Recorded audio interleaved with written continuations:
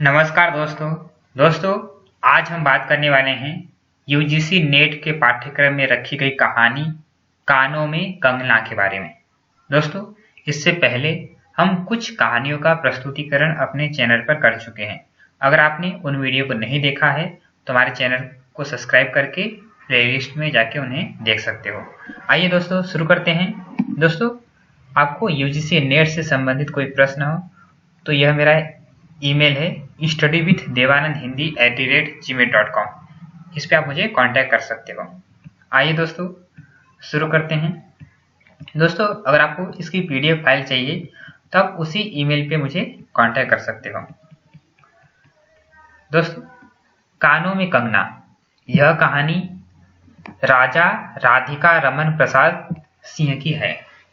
इसमें मुख्य रूप से दो पात्र है, पहला किरण और दूसरा नरेंद्र, और एक और पात्र है योगेश्वर, परंतु वह गौण पात्र के अंतर्गत ही आएगा। मुख्य रूप से इस कहानी में दो ही पात्र हैं, एक किरण और दूसरा नरेंद्र। तो आइए दोस्तों शुरू करते हैं कहानी।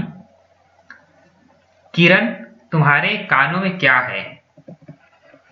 उसने कानों से चंचल लट को हटाकर कहा, कंगना। अरे, कानों में कंगना? सचमुच दो कंगन कानों को घेर कर बैठे थे। हाँ, तब कहाँ पहनूं? किरण अभी भोली थी। दुनिया में जिसे भोली कहते हैं वैसी भोली नहीं। उसे वन के फूलों का भोलापन समझो। नवीन चमन के फूलों की भंगी नहीं, विविध खाद या रस से जिनकी जीविका है, निरंतर काट छाट से जिनका सौंदर्य है, जो दो घड़ी चंचल चिकने बाल की भूषा है, दो घड़ी तुम्हारे फूलदान की शोभा। वन के फूल ऐसे नहीं, प्रकृति के हाथों से लगे हैं, मेघों की धारा से बढ़े हैं। चटुल दृष्टि इन्हें पाती नहीं, जगत वायु इन्हें छूती नहीं। यह सरस सुंदर सौरभमय जीवन है। जब जीवित रहे तब चारों तरफ अपने प्राण धन से हरे भरे रहे। जब समय आया तब अपनी मां की गोद में झड़ पड़े। आकाश स्वच्छ था, नील उदार सुंदर, पत्ते शांत थे। संध्या हो चली थी। सुनहरी किरणें सुदूर पर्वत की चूड़ा से देख रही थी। वह पतली किरण अपनी मृत्यु सैया से इस शून्य निबिड़ कानन में क्या ढूंढ रही थी, कौन कहे? किसे एकटक देखती थी, कौन जाने? अपनी लीला भूमि को स्नेह करना चाहती थी, या हमारे बाद वहां क्या हो रहा है इसे जोहती थी। मैं क्या बता सकूं? जो हो, उसकी उस भंगी में आकांक्षा अवश्य थी। मैं तो खड़ा खड़ा उन बड़ी आंखों की किरण लूटता था। आकाश में तारों को देखा या उन जगमग आंखों को देखा, बात एक ही थी। हम दूर से तारों के सुंदर शून्य छिकमिक को बार बार देखते हैं, लेकिन वह सस्पंद निश्चेत ज्योति सचमुच भावहीन है, या आप ही आप अपनी अंतर लहरी से मस्त है। इसे जानना आसान नहीं। हमारी ऐसी आंखें कहाँ की उनके सहारे उस निगूढ़ अंतर में डूबकर था ले।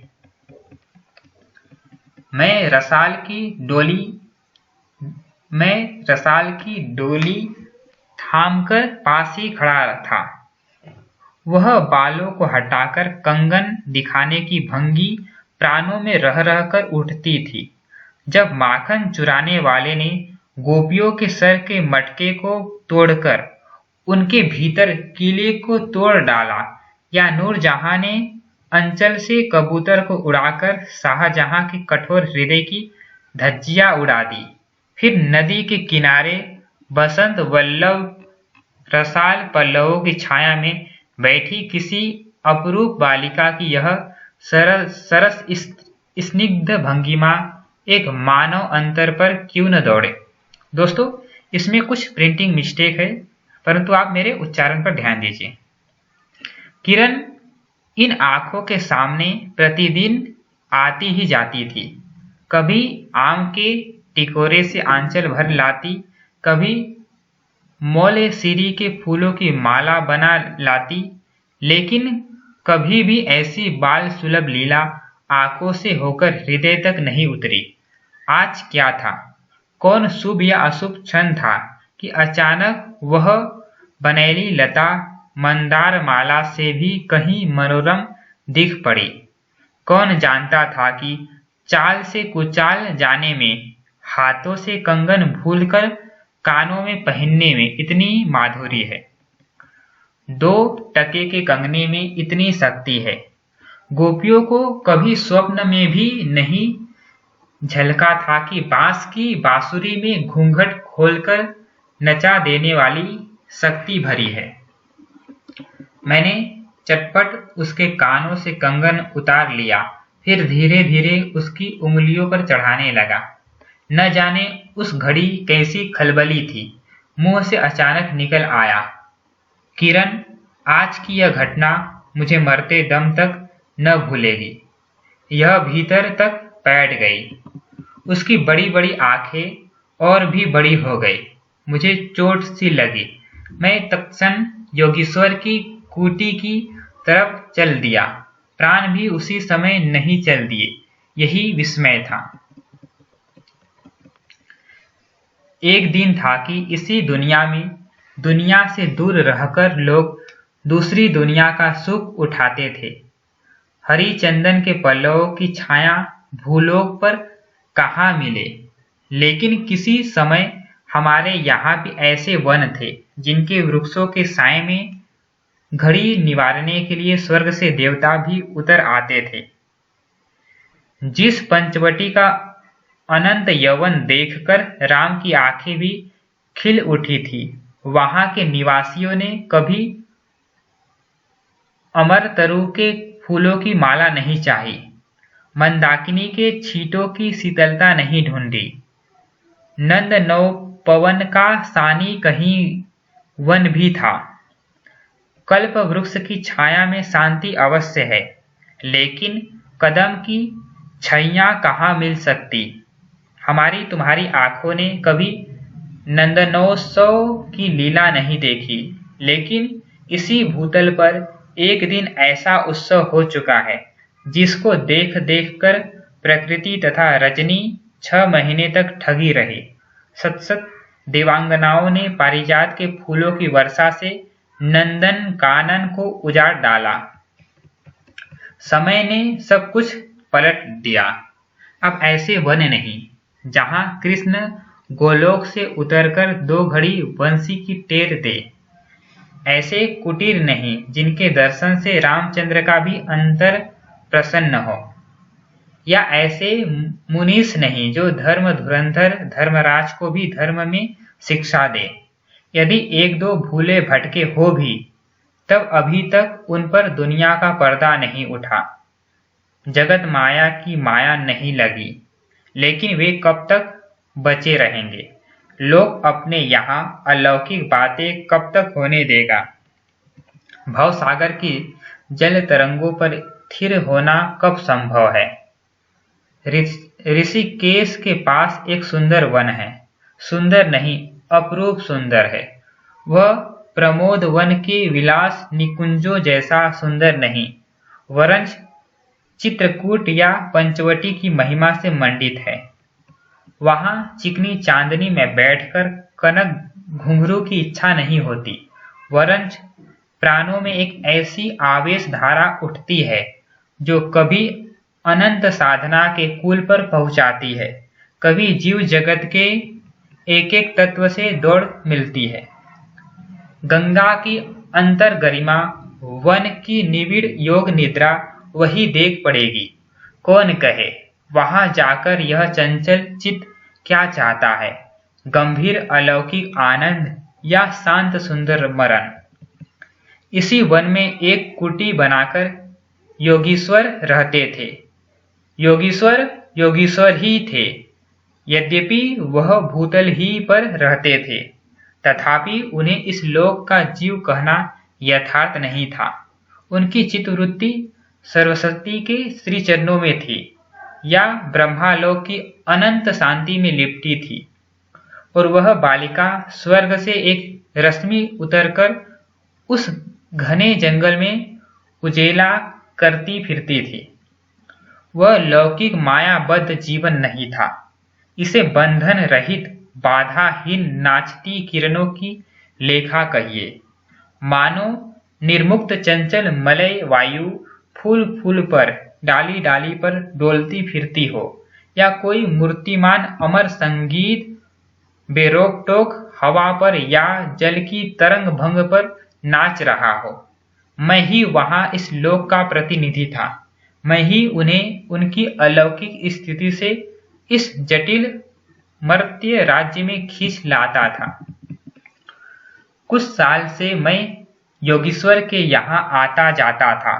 पिता की आज्ञा थी कि उनके यहाँ जाकर अपने धर्म के सब ग्रंथ पढ़ डालो। योगीश्वर और बाबा लड़कपन के साथी थे, इसीलिए उनकी मुझ पर इतनी दया थी। किरण उनकी लड़की थी। उस कुटिल में एक वही दीपक थी। जिस दिन की घटना मैं लिख आया हूं, उसी दिन सवेरे मेरे अध्ययन की पूर्णाहुति थी और बाबा के कहने पर एक जोड़ा पीतांबर, 5 स्वर्ण मुद्राएं तथा किरण के लिए 2 कनन कंगन आचार्य के निकट ले गया था। योगीश्वर ने सब लौटा दिए, केवल कंगन को किरण उठा ले गई। वह क्या समझकर चुप रह गए। समय का अद्भुत चक्र है। जिस दिन मैंने धर्म ग्रंथ से मुंह मोड़ा, उसी दिन कामदेव ने वहां आकर उनकी किताब का पहला सफा उल्टा। दूसरे दिन मैं योगीश्वर से मिलने गया। वह किरण को पास बिठाकर न जाने क्या पढ़ा रहे थे। उनकी आंखें गंभीर थी। मुझको देखते ही वह उठ पड़े और मेरे कंधों पर हाथ रखकर गदगद स्वर से बोले, नरेंद्र, अब मैं चला, किरण तुम्हारे हवाले है। यह कहकर किसी की सुकोमल उंगलियां मेरे हाथों में रख दी। लोचनों के कोने पर 2 बूंदें निकलकर झांक पड़ी। मैं सहम उठा। क्या उन पर सब बातें विदित थी? क्या उनकी तीव्र दृष्टि मेरी अंतर लहरी तक डूब चुकी थी? वह ठहरे नहीं, चल दिए। मैं कांपता रह गया। किरण देखती रह गई। सन्नाटा छा गया। वन वायु भी चुप हो चली। हम दोनों भी चुप चल पड़े। किरण मेरे कंधे पर थी। हठात अंतर से कोई अकड़कर कह उठा, हाय नरेंद्र, यह क्या? तुम इस वन फूल को किस चमन में ले चले? इस बंधन विहीन स्वर्गीय जीवन को किस लोक जाल में बांधने चले? कंकड़ी जल में जाकर कोई स्थायी विवर नहीं फोड़ सकती। क्षण भर जल का समतल भले ही उलट पुलट हो, लेकिन इधर उधर से जल तरंग दौड़कर उस छिद्र का नाम निशान भी नहीं रहने देती। जगत की भी यही चाल है।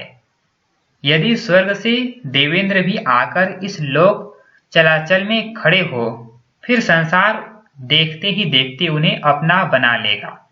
इस काली कोठरी में आकर इसकी कालीमा से बचे रहे, ऐसी शक्ति अब आकाश कुसुम ही समझो। 2 दिन में राम हाय जानकी कहकर वन वन डोलते फिरे। 2 क्षण में यही विश्वामित्र को भी स्वर्ग से घसीट लाया। किरण की भी यही अवस्था हुई।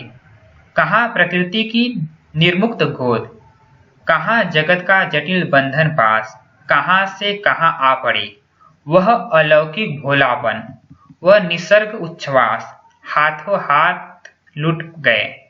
उस वनफूल की विमल कांति लौकिक चमन की मायावी मनोहारिता में परिणत हुई। अब आंखें उठाकर आकाश से नीरव बातचीत करने का अवसर कहाँ से मिले? मलय वायु से मिलकर मलयाचल के फूलों की पूछताछ क्यों कर हो। जब किशोरी नए सांचे में ढलकर उतरी, उसे पहचानना भी कठिन था। वह अब लाल चोली, हरी साड़ी पहनकर, सर पर सिंदूर रेखा सजती और हाथों के कंगन, कानों की बाली, गले की कंठी तथा कमर की करधनी दिन दिन उसके चित्त को नचाए मारती थी। जब कभी वह सच धसकर चांदनी में कोठे पर उठती और वसंत वायु उसके आंचल से मोतिया की लपट लाकर मेरे बरामदे में भर देता, फिर किसी मतवाली माधुरी या तीव्र मदिरा के नशे में मेरा मस्तिष्क घूम जाता और मैं चटपट अपना प्रेम चित्कार फूलदार रंगीन चिट्ठी में भरकर जूही के हाथ ऊपर भिजवाता या बाजार से दौड़कर कटकी गहने व विलायती चूड़ी खरीद लाता। लेकिन जो हो, अब भी कभी कभी उसके प्रफुल्ल वदन पर उस आलोक की छटा पुनर्जन्म की सुख स्मृतिवत चली आती थी और आंखें उसी जीवंत सुंदर झिकमिक का नाच दिखाती थी। जब अंतर प्रसन्न था, फिर बाहरी चेष्टा पर प्रतिबिंब क्यों न पड़े। यो ही 1-2 साल मुरादाबाद में कट गए। एक दिन मोहन के यहाँ नाच देखने गया। वही किन्नरी से आंखें मिली क्या, लीन हो गई। नवीन यौवन, कोकिल कंठा, चतुर चंचल चेष्टा तथा मायावी चमक, अब चित्त को चलाने के लिए और क्या चाहिए। किन्नरी सचमुच किन्नरी ही थी, नाचने वाली नहीं, नचाने वाली थी। पहली बार देखकर उसे इस लोक की सुंदरी समझना दुस्तर था।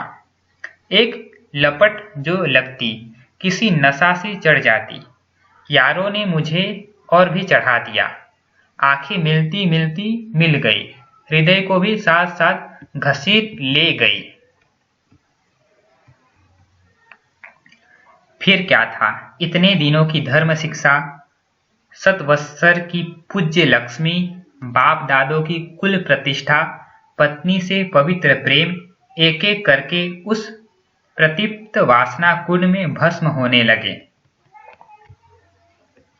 अग्नि और भी बढ़ती गई। किन्नरी की चिकनी दृष्टि, चिकनी बातें घी बरसाती रही। घर बार सब जल उठा।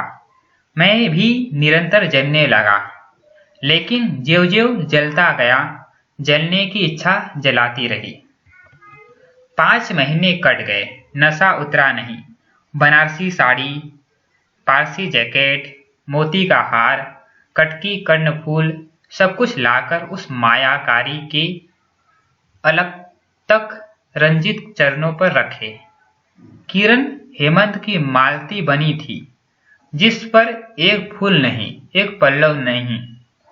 घर की वधू क्या करती, जो अनंत सूत्र से बंधा था, जो अनंत जीवन का संगी था, वही हाथों हाथ पराये के हाथ बिक गया। फिर ये दो दिन के चमकी खिलौने थे, इन्हें शरीर बदलते क्या देर लगे। दिन भर बहानों की माला गूंथ कर किरण के गले में, और शाम को मोती की माला उस नाचने वाली के गले में सशंक निर्लज्ज डाल देना, यही मेरा जीवन निर्वाह था। एक दिन सारी बातें खुल गई। किरण पछाड़ खाकर भूमि पर जा पड़ी। उसकी आंखों में आंसू न थे, मेरी आंखों में दया न थी। बरसात की रात थी, रिमझिम बूंदों की झड़ी थी। चांदनी मेघों से आग मुदव्वड़ खेल रही थी। बिजली काले कपाट से बार बार झांकती थी, किसे चंचला देखती थी, या बादल किस मरोड़ से रह रहकर चिल्लाते थे। इन्हें सोचने का मुझे अवसर नहीं था। मैं तो किन्नरी के दरवाजे से हताश लौटा था। आंखों के ऊपर न चांदनी थी न बदली थी। त्रिशंकु ने स्वर्ग को जाते जाते बीच में ही टंग कर किस दुख को उठाया, और मैं तो अपने स्वर्ग के दरवाजे पर सर रखकर निराश लौटा था। मेरी वेदना क्यों न बढ़ी हो। हाय, मेरी उंगलियों में एक अंगूठी भी रहती तो उसे नजर कर उसके चरणों पर लौटता। घर पर आते ही जूही को पुकार उठा। जूही, किरण के पास कुछ भी बचा हो तब फौरन जाकर मांग लाओ। ऊपर से कोई आवाज नहीं आई, केवल सर के ऊपर से एक काला बादल कालांत चित्कार से चिल्ला उठा। मेरा मस्तिष्क घूम गया। मैं तत्क्षण कोठे पर दौड़ा, सब संदूक झांके, जो कुछ मिला सब तोड़ डाला, लेकिन मिला कुछ भी नहीं। अलमारी में केवल मकड़े का जाल था। श्रृंगार बक्स में एक छिपकली बैठी थी। उसी दम किरण पर झपटा। पास जाते ही सहम गया। वह एक तकिए के सहारे निसहाय निस्पंद लेटी थी। केवल चांद ने खिड़की से होकर उसे गोद में रे रखा था, और वायु उस शरीर पर जल से भिगोया पंखा झल रही थी। मुख पर एक अपरूप छटा थी। कौन कहे, कहीं जीवन की शेष रश्मि क्षण भर वहीं अटकी हो। आंखों में एक जीवन ज्योति थी। शायद प्राण शरीर से निकलकर किसी आश्रय से वहां बैठ रहा था। मैं फिर पुकार उठा, किरण, किरण, तुम्हारे पास कोई गहना भी रहा है? हाँ, छिन्न कंठ की काकली थी। कहाँ है? अभी देखने दो। उसने धीरे से घूंघट सरका कर कहा, वही कानों का कंगना। सर तकिए से ढक पड़ा। सर तकिए से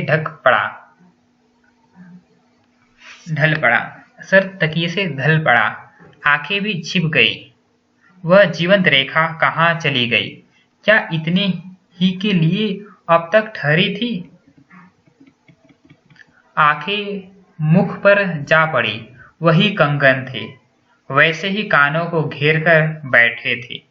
मेरी स्मृति तड़ित वेग से नाच उठी। दुष्यंत ने अंगूठी पहचान ली। भूली शकुंतला उस पल याद आ गई। लेकिन दुष्यंत सौभाग्यशाली थे, चक्रवर्ती राजा थे। अपनी प्राण प्रिया को आकाश पाताल छानकर ढूंढ निकाला। मेरी किरण तो इस भूतल पर न थी कि किसी तरह प्राण देकर भी पता पाता। परलोक से ढूंढ निकालूं ऐसी शक्ति इस दीनहीन मानव में कहाँ? नशा चढ़ा उतर पड़ा। सारी बातें सूझ गई। आंखों पर की पट्टी खुल पड़ी। लेकिन हाय, खुली भी तो उसी समय जब जीवन में केवल अंधकार ही रह गया था। दोस्तों, यह थी कहानी कानों में कंगना। अगर आपको यह कहानी पसंद आई हो तो वीडियो को लाइक कीजिए, चैनल को सब्सक्राइब कीजिए और दोस्तों के साथ शेयर कीजिए। धन्यवाद।